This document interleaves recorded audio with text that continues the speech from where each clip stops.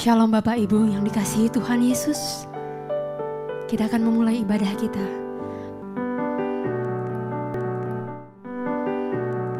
Persiapkan hatimu.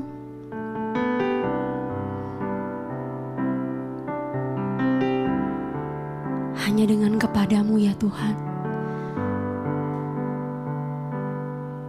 kami memperoleh keselamatan kekal.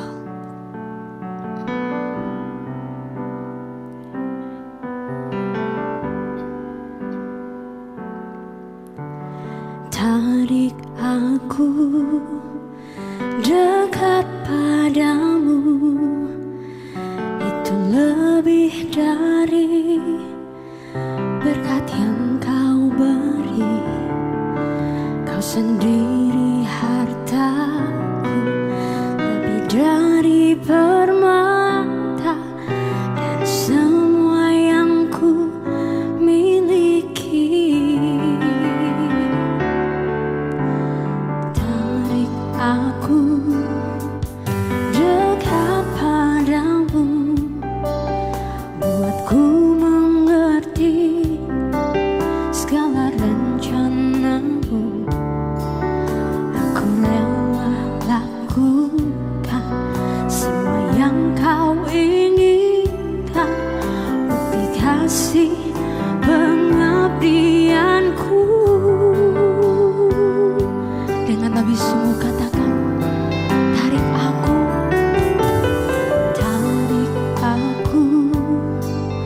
dekat padamu, itu lebih dari berkat yang kau beri. Kau sendiri hartaku, lebih dari permata dan semua yang ku miliki.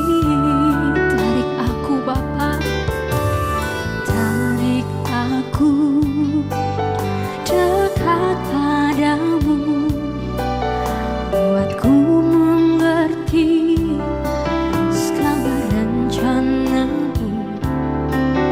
Aku rela lakukan semua yang kau inginkan, bukti kasih pengabdianku.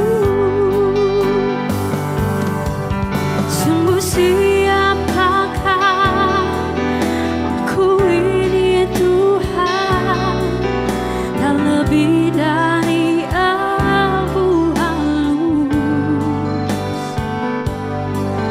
Kau jadikan berharga di hadapanmu, milik kesayanganmu. Haleluya. Sungguh siapakah aku ini Tuhan, jadi bejana keindahan. Pada hari datangmu kau muliakan aku, tertanam di kerajaanmu. Tarik aku ya Bapa dekat padamu, tarik aku dekat padamu, buatku mengerti semua yang kau beri.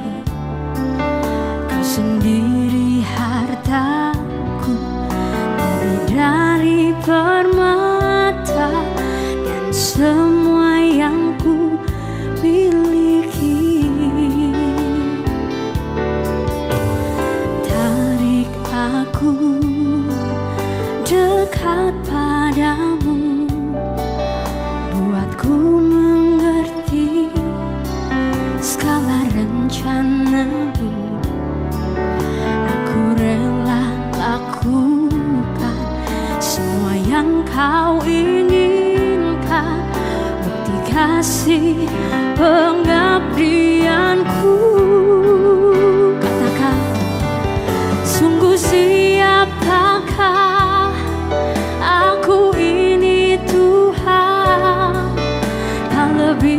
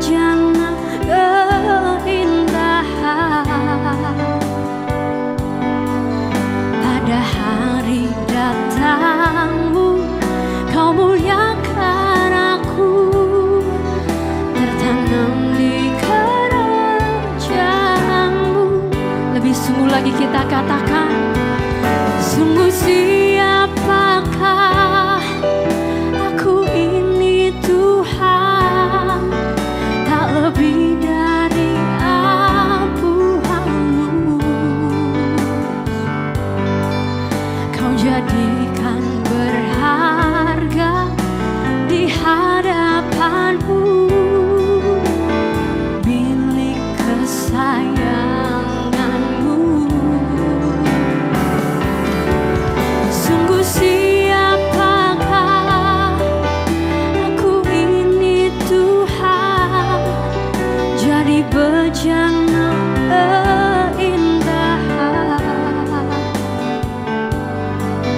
Pada hari datangmu kau muliakan aku, tertanam di kerajaanmu, tertanam di kerajaanmu, tertanam di kerajaanmu,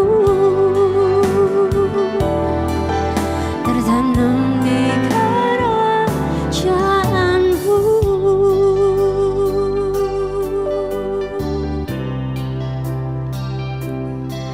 Kami rindu datang kepadamu,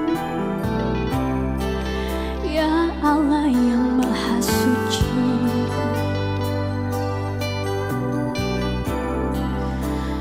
Maha mulia namamu Tuhan. Sungguh agung Engkau,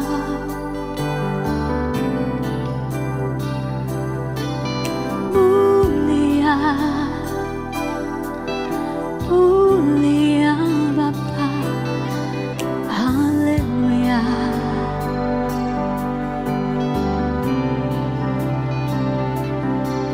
Kami menyembah-Mu Tuhan dengan segenap hati kami.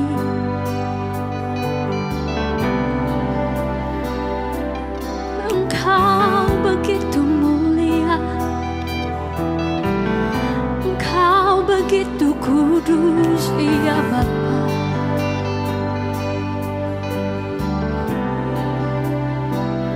Urapi setiap kami ya Tuhan,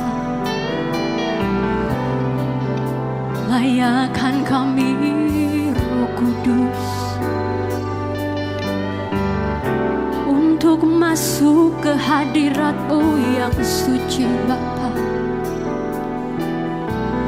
Haleluya, mari sembah Dia. Haleluya, Tuhan Yesus. Kami masyurkan nama-Mu ya Bapa. Dengan segenap hati kami Tuhan, dengan segenap lidah bibir kami, urapi kami Tuhan Yesus. Kami rindu menjadi penyembah-Mu, kami rindu menyembah-Mu dengan segenap hati kami. Kau begitu mulia Tuhan Yesus. Glory, haleluya.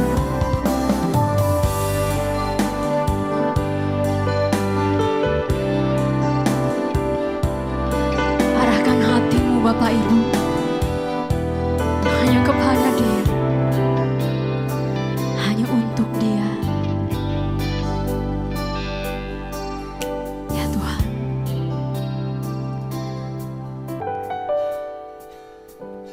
kami sangat bersyukur Tuhan, kami masih berkesempatan memuji dan membesarkan nama-Mu. Meskipun kami di rumah kami masing-masing, di tempat tinggal kami masing-masing, kami tetap merasakan kehangatan hadirat-Mu Tuhan di dalam setiap kami. Kami mohon Tuhan, urapi setiap kami dan hadirlah pada ibadah kami. Hanya di dalam nama Tuhan Yesus kami berdoa. Amin. Malam Bapak Ibu, saya mengundang kita semua untuk bangkit berdiri.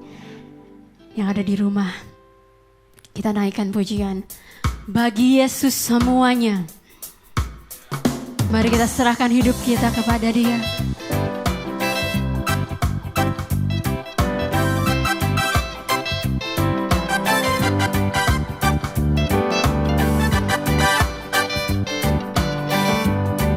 Kita boleh bertepuk tangan Bapak Ibu.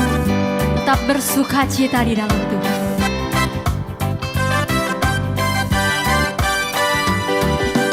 Bagi Yesus ku serahkan hidupku seluruhnya,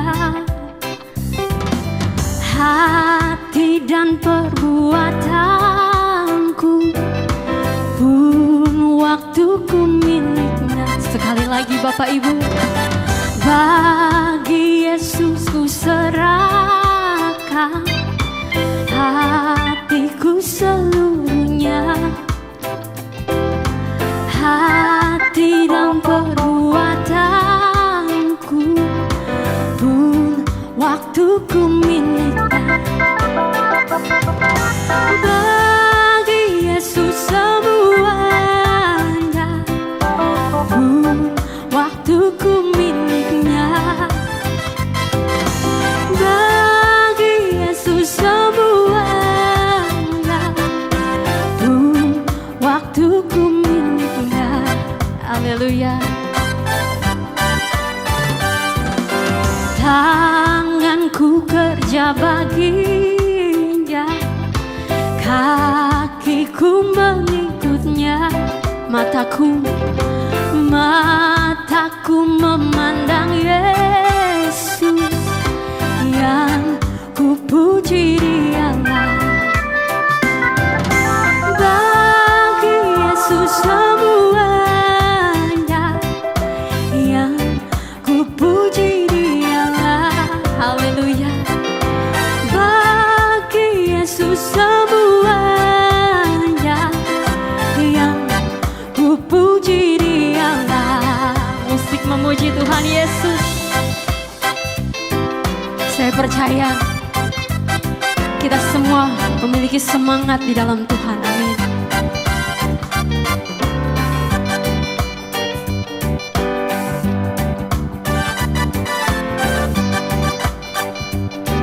Bagi Yesus ku serahkan.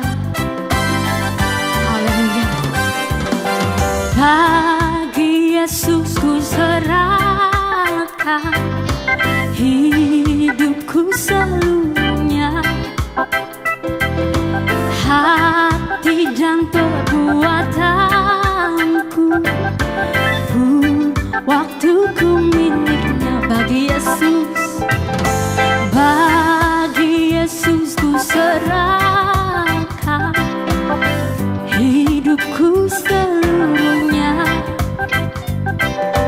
hati dan perbuatanku pun waktuku miliknya.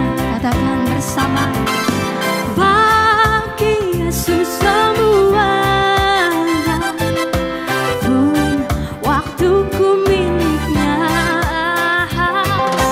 Bagi Yesus semuanya pun waktuku miliknya.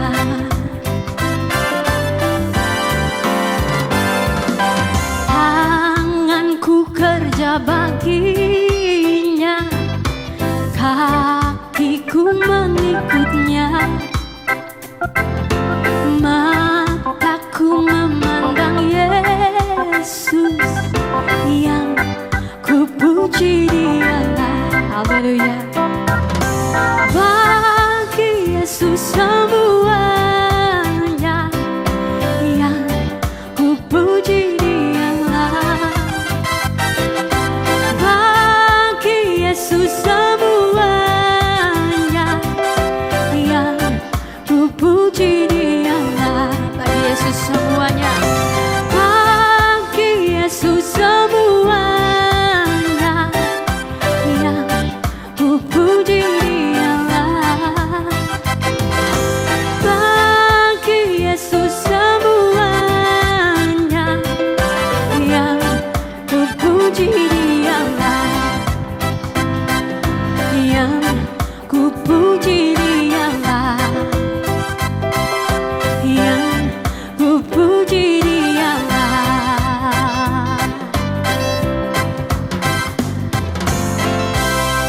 semua masih bersemangat bertepuk tangan di dalam rumah masing-masing, amin.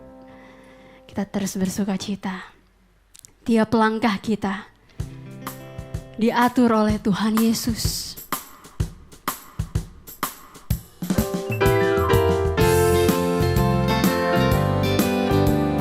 Kita bertepuk tangan Bapak Ibu.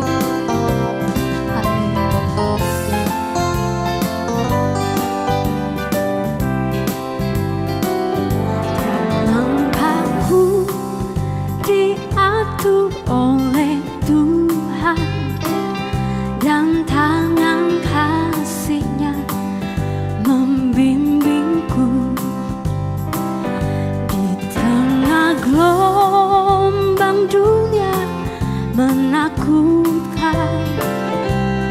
Hatiku tetap tenang teduh tiap langkahku.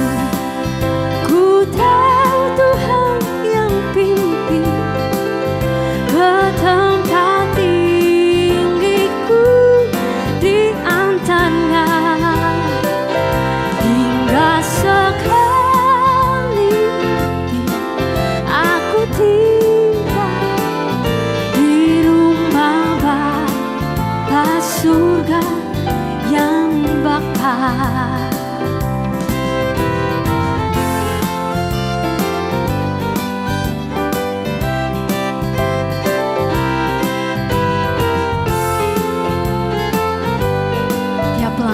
Diatur oleh Tuhan. Langkahku diatur oleh Tuhan dan tangan kasih-Nya membimbingku di tengah gelombang dunia menakutkan.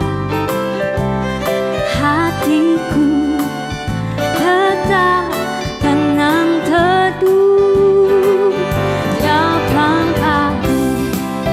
Ku tahu Tuhan yang pimpin ke tempat tinggiku di antara hingga sekali nanti aku tiba di rumah Bapa surga yang bakal. Tiap langkah kita, tiap langkahku, ku tahu Tuhan yang pimpin ke tempat tinggiku di antara hingga sekali nanti aku tiba di rumah Bapa surga yang bakal.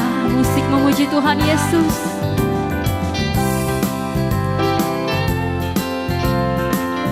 Janganlah kita khawatir Bapak Ibu, karena langkah kita selalu tidak pernah sendiri. Tuhan selalu bersama dengan kita. Amin.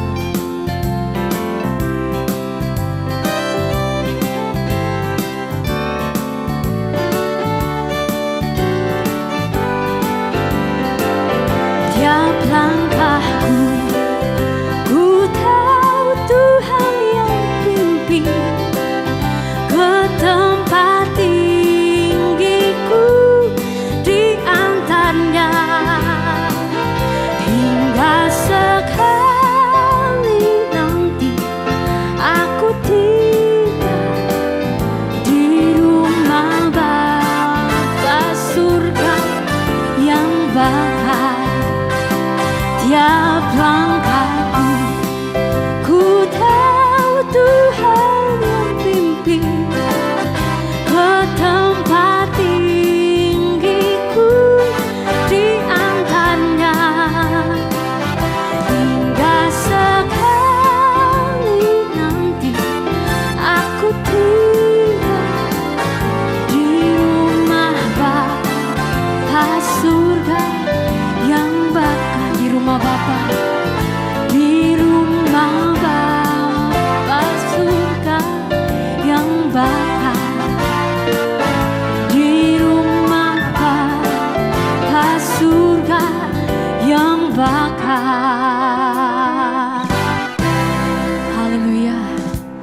kemuliaan hanya untuk Tuhan kita. Terima kasih Tuhan Yesus. Mari kita persiapkan hati kita. Bersabdalah Tuhan. Kami rindu mendengar suara-Mu.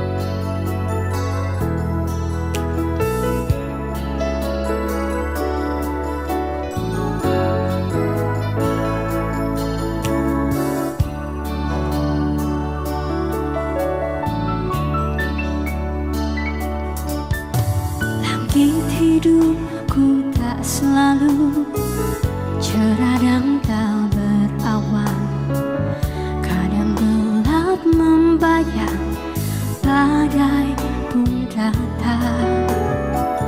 Namun di balik hujan nampak pelangi yang indah, penghiburan Tuhanku datang. Hidupku tak selalu rata, tiada rintangan, kadang lembah yang curam hadang di depan. Namun kasih Tuhanku tetap selalu sertaku, beriku kekuatan sepanjang langkahku. Percaya kesetiaan-Mu di kelam kabut hidupku, bagai burung rajawahi di kepak-Mu ku terbang tinggi ke dalam kemuliaan-Mu yang lebih besar.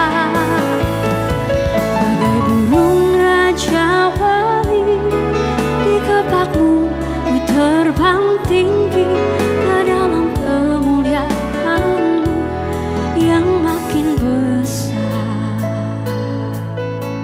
Selamat pagi, Shalom Bapak Ibu sekalian, dimanapun kita berada. Puji Tuhan kita dalam keadaan sehat, terutama rohani kita.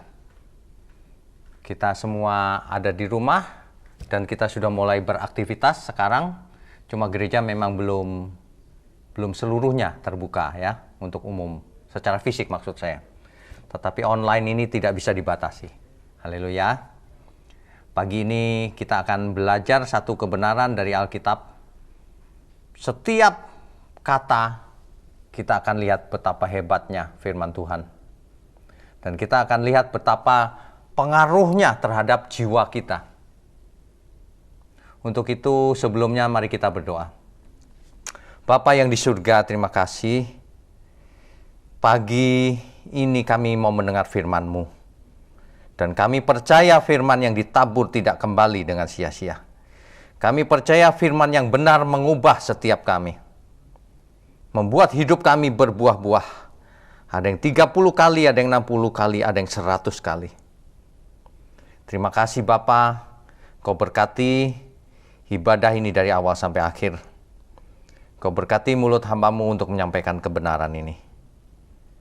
Kau berkati juga seluruh jemaat-Mu dimanapun mereka berada untuk mendengar firman ini dan mengerti. Hanya di dalam nama Tuhan Yesus kami berdoa dan ucap syukur. Amin. Amin. Bapak Ibu, kita akan buka firman Tuhan pagi ini, yaitu dari 2 Petrus 3, ayatnya yang ketiga. Kita baca perlahan, tapi harus mengerti dengan benar. Sebab ada banyak kebenaran yang kita akan dapatkan di sana. Kita akan baca banyak ayat sekali. Bapak Ibu siapkan hati dan pikiran. Kita baca. Ayatnya yang ketiga. Yang terutama harus kamu ketahui ialah bahwa pada hari-hari zaman akhir akan tampil pengejek-pengejek. Dengan ejekan-ejekannya, yaitu orang-orang yang hidup menuruti hawa nafsunya. Kalau kita membaca ayat ini, dikatakan bahwa di situ akan timbul Di zaman akhir akan ada banyak sekali pengejek-pengejek. Pengejek maksudnya bagaimana? Bukan hanya dengan mulut, bukan. Nah, disinilah diperlukan ketelitian membaca. Ketelitian bagaimana bisa melakukan hermeneutik dengan benar. Tafsir Alkitab dengan benar. Sebab pengertian kita akan sangat mempengaruhi bagaimana kita hidup. Bagaimana kita berhubungan dengan Tuhan. Bagaimana kita menjalankan iman kita. Ya. Ejekan ini atau pengejek-pengejek ini, yaitu, di kalimatnya sudah jelas sebenarnya, yaitu orang-orang yang hidup menuruti hawa nafsunya. Jadi orang-orang yang hidup menuruti hawa nafsunya sendiri itu dikatakan oleh Alkitab pengejek-pengejek. Hari ini kalau ada di antara kita yang masih melakukan dosa, apapun bentuknya, itu mengejek Tuhan loh. Pagi ini saya peringatkan buat kita semua. Jangan menjadi pengejek-pengejek. Enggak Pak, saya enggak mengejek dengan mulut. Iya, tapi dengan perbuatan. Hidup menuruti hawa nafsu, hidup suka-suka sendiri, itu namanya pengejek Tuhan, ngeledek. Sudah ditebus, masih berani ngeledek. Ya. Ayat yang berikutnya. Ayat keempat.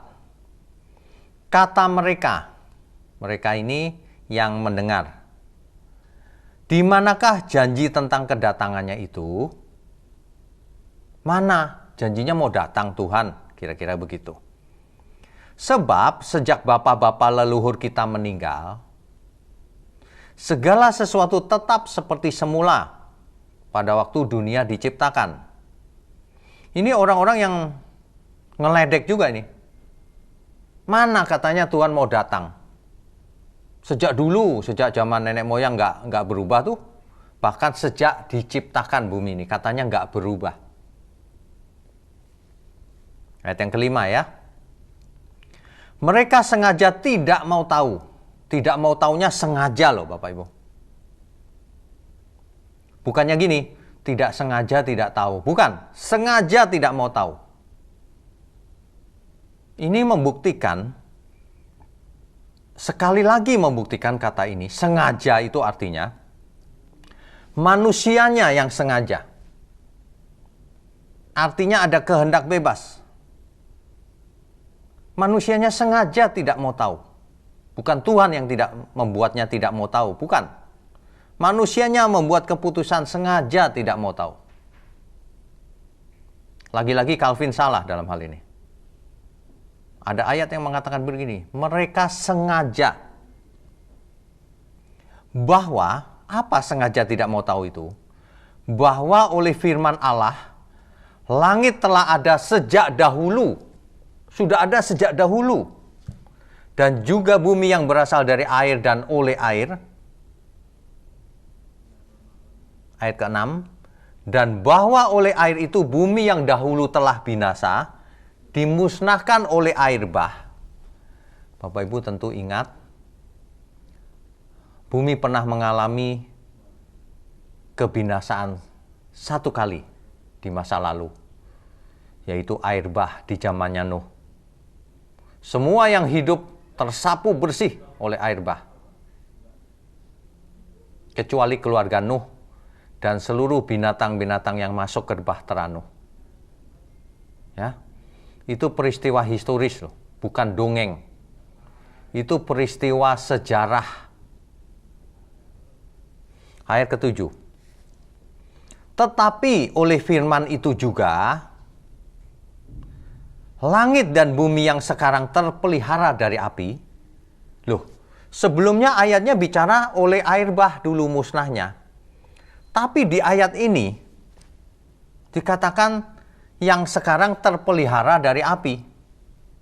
Nggak kena api gitu. Ada apa ini? Dan disimpan untuk hari penghakiman dan kebinasaan orang-orang fasik.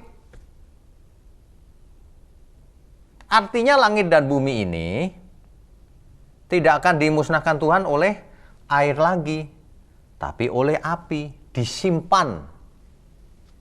Untuk apa? Untuk hari penghakiman. Itu ayat ke-7 itu. Nanti diulang-ulang ya, bacanya ya. Ayat ke-8.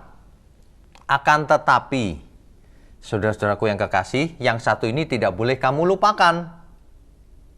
Yaitu bahwa di hadapan Tuhan satu hari sama seperti 1000 tahun, dan 1000 tahun sama seperti satu hari. Ini tentu saja tidak boleh diartikan harafiah. Tidak ada rumusan seperti benar-benar harafiah. Maksudnya waktu Tuhan dan waktu kita tentu berbeda. Ya. Nah, tapi yang penting adalah mulai ayat 9 nih. Tuhan tidak lalai menepati janjinya. Kalau Tuhan janji akan datang lagi, Tuhan tidak akan lalai.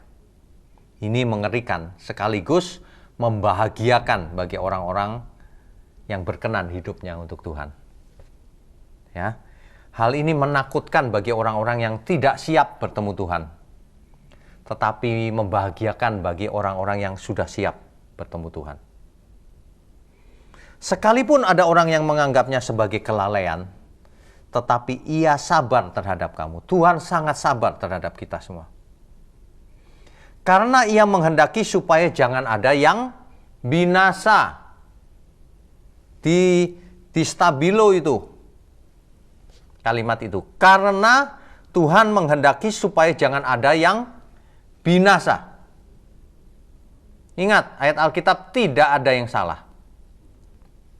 Jadi kalau ada teologi yang berkata, Tuhan menentukan yang sebagian ini selamat, yang ini ditentukan binasa. Teologi itu pasti salah. Sebab Allah tidak menginginkan seorang pun binasa. Perhatikan ini, dicatat baik-baik 2 Petrus 3 ayat 9. Karena ia menghendaki supaya jangan ada yang binasa. Tuhan itu tidak menghendaki seorang pun binasa. Jangan berkata, aku menentukan sebagian supaya binasa. Itu kau pikiranmu sendiri itu. Eisegesis namanya. Memasukkan ide ke dalam Alkitab. Tidak boleh Alkitab ngomong apa adanya, harus diambil, diaminkan. Tuhan itu tidak menginginkan seorang pun kita binasa. Tapi buktinya ada yang binasa. Ya salahnya sendiri, salah manusianya. Bukan Tuhan yang menentukan. Jangan berpikir sempit begitu. Ya. Nah, melainkan supaya semua orang berbalik dan bertobat. Itulah keinginan Tuhan. Supaya semua orang berbalik dan bertobat. Ya. Kalimat-kalimat ini sudah jelas. Jangan pura-pura tidak tahu. Semua kita. Siapapun kita. Tuhan menginginkan setiap kita berbalik dan bertobat. Tuhan tidak menginginkan kita binasa. Ayat ke-10 dijelaskan begini. Tetapi hari Tuhan akan tiba seperti pencuri. Ingat, Alkitab selalu memakai sesuatu yang figuratif. Kiasan, perumpamaan, peribahasa, gaya bahasa, hiperbola, dan sebagainya. Dalam hal ini seperti pencuri apanya? Artinya datangnya tidak janjian dulu. Datangnya tidak memberitahu tanggal dan jamnya. Itu artinya. Ya. Pada hari itu, waduh ini mengerikan nih. Pada hari itu kedatangan Tuhan, hari itu pasti pada hari kedatangan Tuhan, tidak ada hari yang lain. Pada hari itu langit akan lenyap dengan gemuruh yang dahsyat, dan unsur-unsur dunia akan hangus dalam nyala api. Bisa diperhatikan, langit lenyap dengan suara gemuruh yang dahsyat, dan unsur-unsur di dunia ini akan hangus dalam nyala api, dan bumi dan segala yang ada di atasnya akan hilang lenyap, akan terbakar habis. Ini sangat mengerikan loh. Kalau berapa tahun yang lalu ada film tentang kiamat yang judulnya 2012. Itu seperti zaman Nuh. Itu mengerikan, tapi itu tidak terlalu mengerikan kalau dibandingkan 2 Petrus 3 ayat 10 ini. Sebab kalau cuma zamannya Nuh, masih ada bahtera. Tapi kalau dunia, langit dan bumi ini hancur oleh nyala api, maka tidak seorang pun bisa selamat kecuali ikut Tuhan, kecuali masuk bahtera, tanda kutip bahteranya Tuhan. Sebab manusia tidak bisa membuat bahtera sendiri. Kali ini manusia tidak bisa. Makanya Tuhan tidak memfirmankan buatlah bahtera yang tahan api, tidak. Ketika zamannya Nuh ya, buat bahtera ukurannya sekian. Tapi kali ini tidak. Apa yang harus dilakukan? Karena tidak bisa membuat bahtera yang bisa terbang menghindari lautan api. Ayat 11 inilah Tuhan berikan solusinya sebenarnya. Jadi, jika segala sesuatu ini akan hancur secara demikian, jadi jika langit dan bumi serta segala isinya akan hancur oleh nyala api, sedemikian mengerikan, betapa suci dan salehnya kamu harus hidup. Nah, ini dia. Pagi ini kita harus selalu membuka hati pikiran kita untuk kebenaran. Meskipun ayat ini dibaca berulang kali seolah-olah baru. Bapak Ibu perhatikan baik-baik. Kalau langit ini tiba-tiba berwarna tembaga gitu, pasti kita ketakutan semua. Manusia di bumi akan ketakutan. Hari itu langit dan bumi menjadi lautan api, hangus. Udara aja terbakar, bayangkan. Terjadi reaksi apa itu? Minimal seperti di matahari. Seluruh unsur terbakar. Ya. Ayat 12. Yaitu kamu yang menantikan dan mempercepat kedatangan hari Allah. Hari Allah itu apa sih? Kedatangan Tuhan hari itu, penghakiman. Ini konteksnya kan itu, jangan diartikan lain. Pada hari itu langit akan binasa dalam api dan unsur-unsur dunia akan hancur karena nyalanya. Diulang lagi nih. Kalau Alkitab berkata diulang lagi itu artinya sangat luar biasa. Pada hari itu, hari Allah, langit akan binasa dalam api, dan unsur-unsur dunia akan hancur karena nyalanya. Kalau cuma kebakaran sebentar, masih ada yang selamat. Tapi kalau ini unsur-unsur dunia akan hancur karena nyalanya, tentu saja apinya tidak hanya sesaat. Semuanya akan hancur. Itulah sebabnya di ayat ke-13, diulang lagi tentang janji Allah. Tetapi sesuai dengan janjinya, kita menantikan langit yang baru dan bumi yang baru. Sebenarnya sedang menantikan langit yang baru dan bumi yang baru kita semua. Namanya menantikan itu artinya bumi ini sementara. Ya. Di mana terdapat kebenaran. Jadi di langit yang baru dan bumi yang baru itu terdapat kebenaran. Hari ini di bumi banyak kefasikan. Hanya segelintir orang-orang yang ikut sang anak domba yang menyuarakan kebenaran. Banyak orang tidak menyuarakan kebenaran. Banyak orang-orang yang harusnya menyuarakan kebenaran, tetapi malah tidak menyuarakan kebenaran. Sebab punya proyek yang lain. Fokusnya bukan kebenaran. Fokusnya yang lain. Ya. Ada banyak sekali orang-orang yang harusnya sudah senior. Sayang sekali mereka tidak mengerti. Pagi ini saya menerima satu WhatsApp berisi video khotbah dari salah satu pemimpin dunia. Ia mengecam kekristenan. Ia berkata bahwa kekristenan selalu mempengaruhi sekelilingnya. Padahal sekelilingnya sudah beragama. Bahkan menurutnya agama mereka masing-masing juga menyelamatkan. Ini ciri-ciri orang yang tidak mengerti apa yang dia katakan. Usia sudah lanjut tapi tidak mengerti apa-apa rupanya. Terlihat dari caranya bicara. Kalau kita menemukan permata keselamatan, tentu saja kita mau berbagi, bukan cuma mau. Kita menginginkan orang pun menerima keselamatan itu. Kita ingin semua orang mendengar kabar baik. Bukan kita kantongin sendiri. Otomatis begitu. Bukan kita mau menjadikan orang lain Kristen, bukan. Kita mau semua orang mengerti siapa Tuhan yang sebenarnya. Kita mau semua orang mengerti dan berubah mindset-nya. Hidup cuma satu kali di bumi ini, kalau orang tidak mengerti ya nggak jadi apa-apa. Sukses di bumi juga mati tidak dibawa. Pemimpin yang sudah sangat senior ini, umurnya ini, tidak mengerti apa-apa ternyata. Waduh, saya ngeri juga mendengar itu.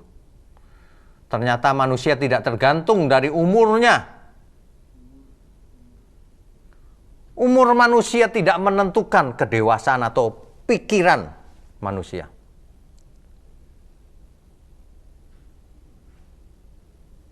Pengertian ini, kalau tidak dimengerti dengan benar, maka hidup kita akan sia-sia. Nanti, sebentar lagi kalau kita mati semua, ya sudah begitu saja. Orang yang mati tidak akan pernah kembali lagi. Ia akan dilupakan oleh siapapun. Oleh orang tuanya, oleh anaknya, oleh istrinya, suaminya. Pasti dilupakan lama-lama. Tapi ingat, yang ayat 13 tadi, sebenarnya kita sedang menantikan langit yang baru dan bumi yang baru. Ya, ayat 13. Ayat 14. Sebab itu, saudara-saudaraku yang kekasih, sambil menantikan semuanya itu, sambil menantikan kedatangan Tuhan, langit yang baru, bumi yang baru, kamu harus berusaha. Kalimatnya apa, saudara? Kamu harus berusaha. Kita semua harus berusaha.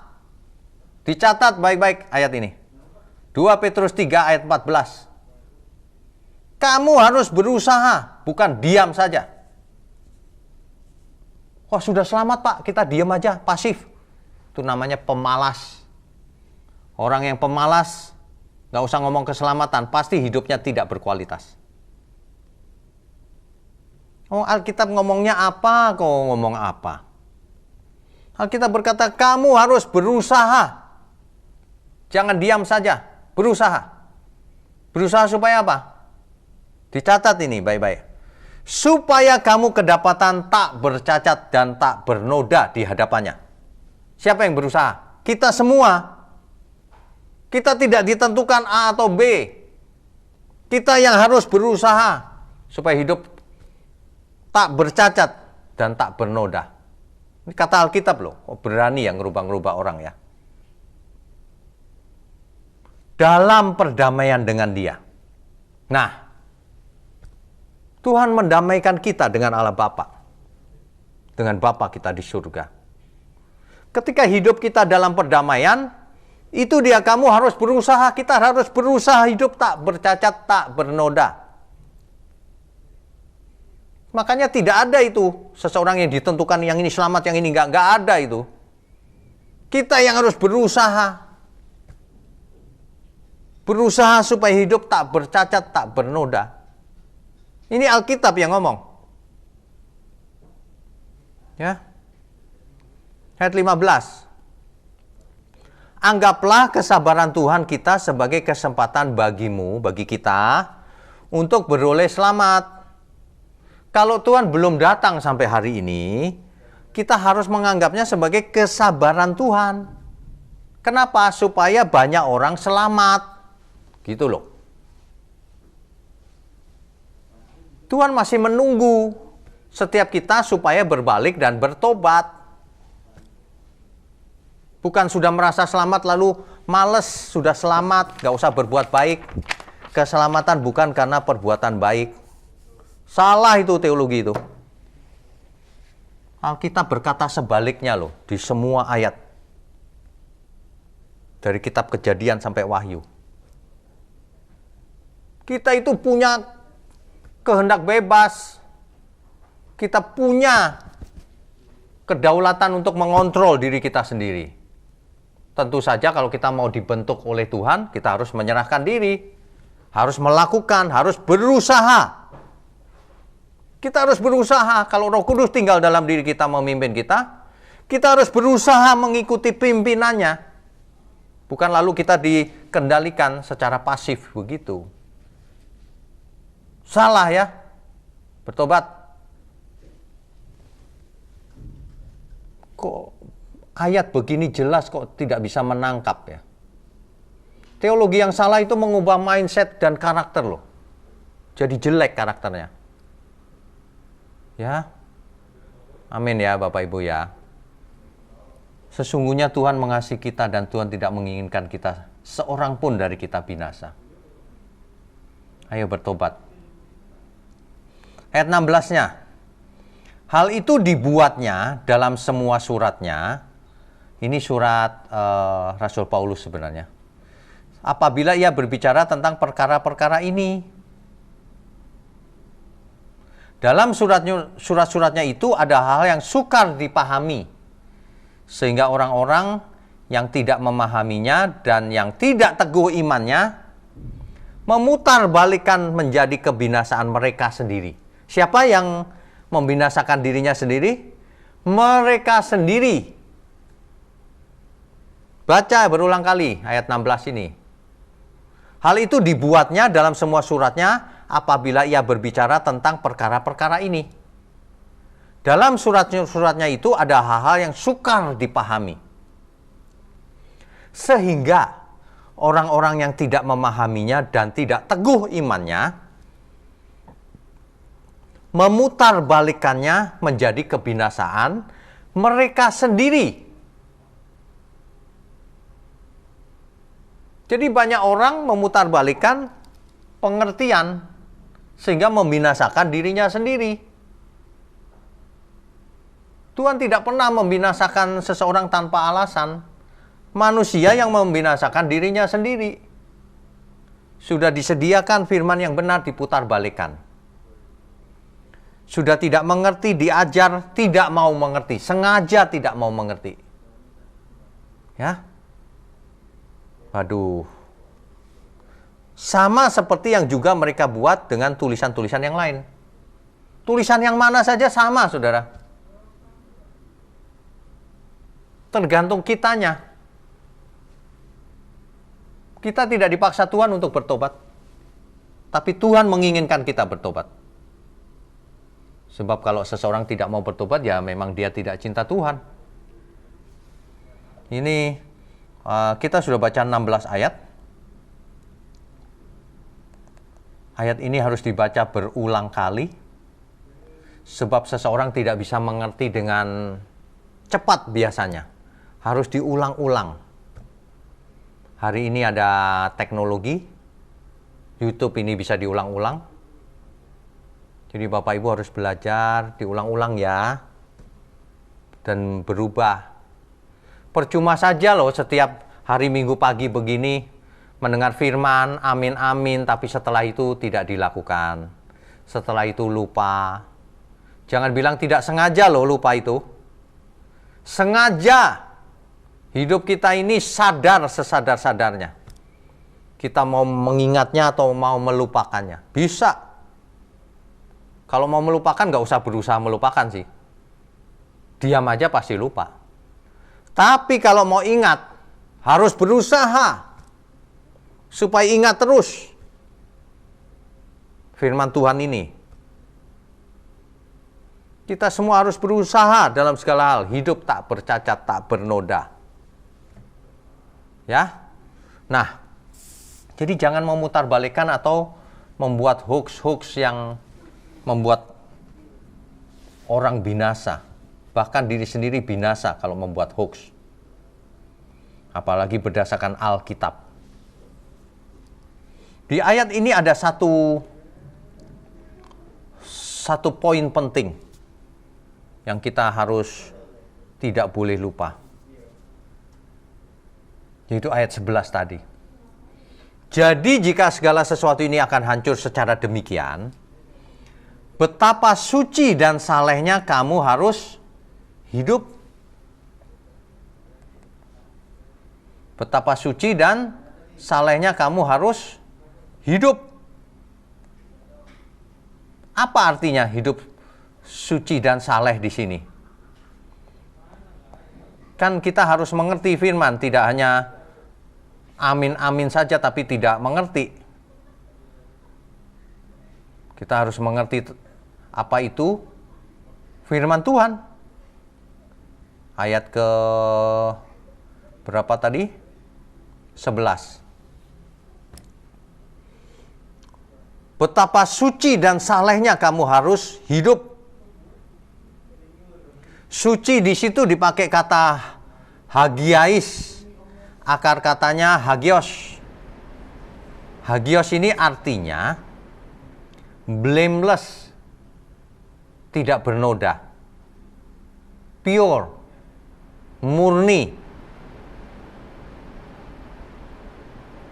Holy. Suci.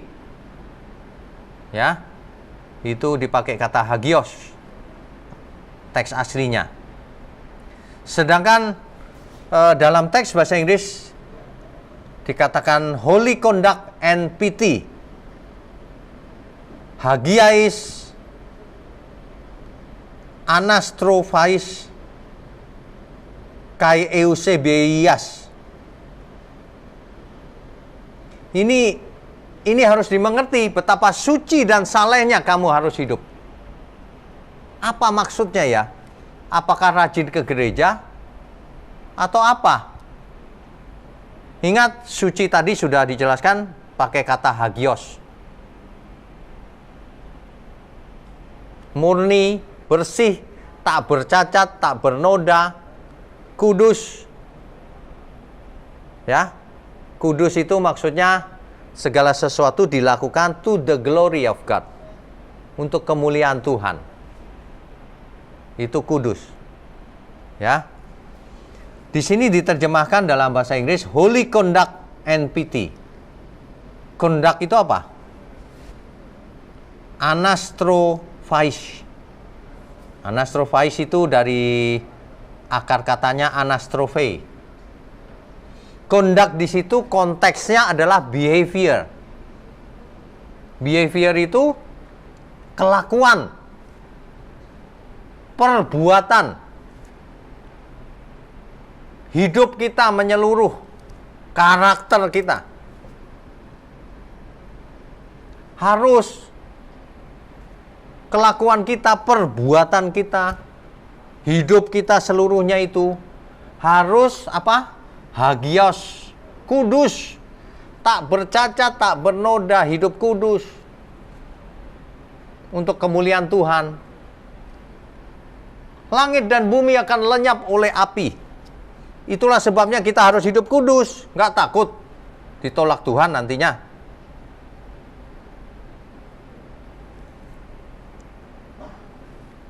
NPT, eusebeiais. Di situ akar katanya eusebeia. Godliness diterjemahkan dalam bahasa Inggris. Sesuatu yang bersifat ilahi. Hidup kita itu harus seperti itu. Dalam bahasa sederhana, seluruh hidup kita itu harus kudus. Harus tak bercacat, tak bercela. Belajar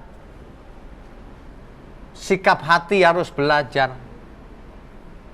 Seluruh hidup kita, bukan hanya bicaranya, bukan hanya beberapa aspek hidup, tapi seluruhnya.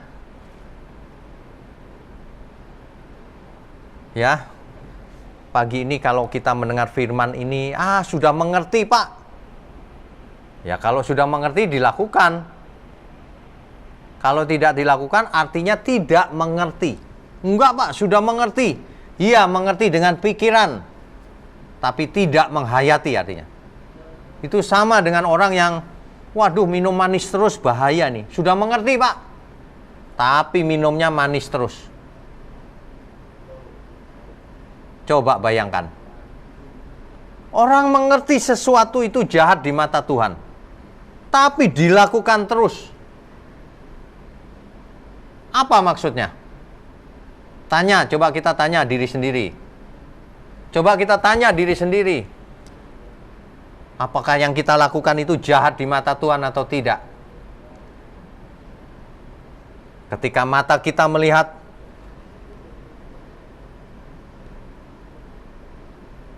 lawan jenis, apa yang ada dalam pikiran? Ketika mata kita melihat barang-barang mewah, apa yang ada dalam pikiran? Ketika kita melihat kesuksesan teman-teman kita, apa yang ada dalam pikiran kita? Sebenarnya kita tahu loh, kita itu sebenarnya sudah benar atau belum. Ketika melihat orang-orang sedang hidup sulit, apa yang kita lakukan? Apakah behavior kita, kelakuan kita sudah benar di mata Tuhan? Apakah kita meresponi segala sesuatunya itu sudah benar di mata Tuhan? Kalau sesuatu yang kita lakukan itu sudah benar di mata Tuhan, tentu menyenangkan Tuhan. Kalau di gereja saja bisa ngomong amin. Sesungguhnya amin saja tidak cukup kalau tidak ada buktinya. Kita harus benar-benar serius loh Bapak Ibu, saudara sekalian. Kalau kita tiap minggu dengar khotbahnya bagus. Seringkali kalau di YouTube, di internet itu dikasih jempol. Nggak ada gunanya kasih jempol. Kita harus memberi diri kepada Tuhan. Tidak ada gunanya kalau cuma mulut amin. Ya. Hidup kudus, tak bercacat, tak bercacat. Betapa salehnya dan kudus dan sucinya kamu harus hidup. Ingat loh, ini konteksnya yang kita bicarakan dari tadi adalah langit dan bumi akan lenyap. Lautan api. Jangan ngeledek. Jangan jadi pengejek. Ada orang yang mengejek secara langsung dengan mulutnya. Tapi ada banyak sekali orang-orang Kristen yang mengejek Tuhan dalam perbuatannya. Sebenarnya inilah orang-orang yang bukan Kristen, hanya KTP-nya yang Kristen. Ada sebutannya untuk orang-orang seperti ini. Ateis praktis. Teorinya Kristen, orang percaya, tapi prakteknya ia ateis. Ia tidak berpikir ada Tuhan. Ia tidak takut langit dan bumi akan lenyap. Ia tidak takut akan hari Allah. Ia tidak takut akan hari kedatangan Tuhan. Ia tidak takut kalau dahulu seluruh manusia binasa oleh air bah, nanti oleh api. Ia tidak takut. Sesungguhnya ia tidak beriman. Orang yang tidak takut akan firman Tuhan itu orang yang tidak beriman. Sebab kalau kita bayangkan itu mengerikan. Langit dan bumi akan lenyap dalam nyala api. Kenapa sih kok banyak orang disuruh hidup suci tidak mau? Disuruh selamat tidak mau. Kenapa ya? Aneh ya saudara sebenarnya. Orang disuruh sehat tidak mau. Disuruh selamat tidak mau. Sudah dijelaskan berkali-kali. Langit dan bumi akan lenyap. Oleh sebab itu, betapa salehnya dan sucinya kamu harus hidup. Oleh sebab itu, hidup kita ini, seluruh hidup kita, baik kita di gereja, baik di rumah, baik di kantor, semuanya ini harus tak bercacat, tak bercela, hidup kudus dalam seluruh tingkah laku kita, kelakuan, behavior, sifat, karakter, semuanya. Kita sedang tidak bicara soal agama, kita sedang bicara soal kitanya ini loh, di hadapan Tuhan. Apakah kita sudah seperti yang Tuhan inginkan? Kalau tidak, pilihannya cuma 2 deh. Coba Bapak Ibu Saudara sekalian pilih. Satu pilihannya lautan api. Kalau tidak mau harus hidup kudus, tak bercacat, tak bernoda, dan hidup saleh. Cuma itu pilihannya 2. Jangan pura-pura tidak ingat lagi ya. Lautan api atau hidup kudus, tak bercacat, tak bercela dalam segala hal. Kalau masih ada yang pelit hari ini, bertobat cepat-cepat. Pelit itu membinasakan. Nggak bisa jadi murid Kristus. Pelit nggak bisa jadi berkat bagi sesama. Pelit nggak bisa menyenangkan Tuhan. Harusnya hidup kita ini ya, bisa menyenangkan Tuhan. Lagi pula, kalau kita menyenangkan Tuhan, pasti kita pun menyenangkan sesama, karena menjadi berkat. Saudara mau jadi berkat? Amin. Ayo kita berubah, kita lakukan. Sehingga kita bisa bicara dengan Tuhan secara tulus. Menyenangkanmu, menyenangkanmu, dimanapun dan kapanpun, dalam segala perkara, menyenangkanmu, menyenangkanmu, sejak di bumi sampai selamanya. Mestinya begitu loh. Hidup ini sia-sia kalau akhirnya ke lautan api. Hidup ini saudara mau jadi apapun sia-sia kalau Tuhan tidak berkenan. Mau kaya raya, mau jadi raja, mau jadi presiden, mau jadi konglomerat, mau jadi apa saja, sia-sia. Cuma puluhan tahun saudara menikmati itu. Tidak lama. Setelah mati ditinggal semuanya. Tidak bisa dipakai. Makanya persembahkan seluruh hidup kita. Ingat betapa salehnya, betapa sucinya kamu harus hidup. Pagi ini kita diingatkan tujuan hidup kita itu sebenarnya cuma satu. Mari kita hidup kudus, tak bercacat, tak bercela, suci dan saleh di hadapan Tuhan.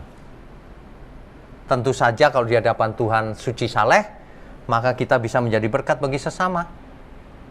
Maka hidup kita tidak akan banyak masalah terhadap sesama. Banyak orang tidak mengerti kebenaran sehingga hidupnya penuh masalah.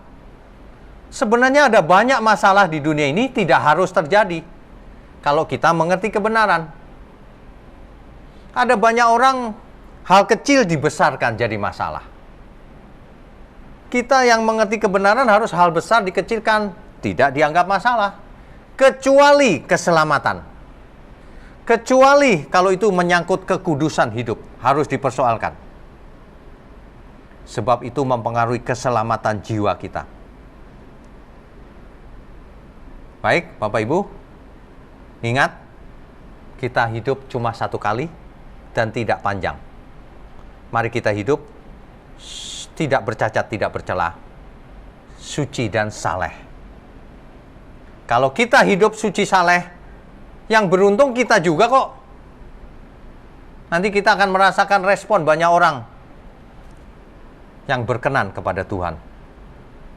Kita akan berubah pikiran perasaan kita, mindset kita akan berubah. Firman ini jangan berlalu begitu saja. Pagi ini setiap kita ditegur. Tidak kebetulan kalau Bapak Ibu mendengar suara ini.